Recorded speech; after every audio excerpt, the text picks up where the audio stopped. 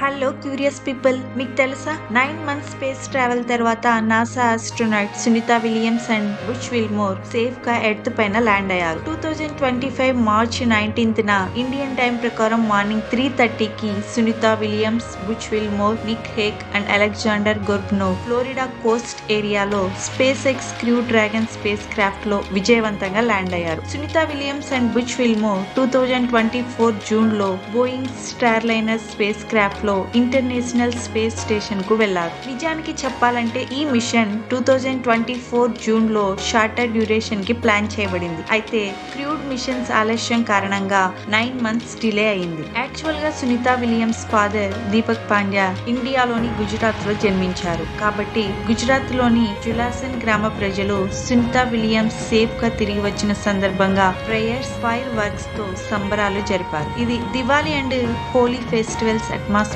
ని క్రియేట్ చేసింది. భూమి పైకి తిరిగి వచ్చిన వెంటనే ఆస్ట్రోనాట్స్ మైక్రోగ్రావిటీ ప్రభావాల నుండి కోలుకునేందుకు మెడికల్ ఎగ్జామినేషన్స్ చేయించుకున్నారు. ఎక్కువ కాలం స్పేస్ లో ఉండటం వల్ల muscle atrophy and balance issues వచ్చే ఛాన్సెస్ ఉంటుంది. Prime minister Modi Sunita Williams విజయవంతంగా తిరిగి వచ్చినందుకు తాను సునీత విలియమ్స్ తో దిగిన ఓల్డ్ ఫోటోని షేర్ చేస్తూ విషెస్ తెలిపారు. Thanks for watching. Don't forget to like, share and subscribe to my channel.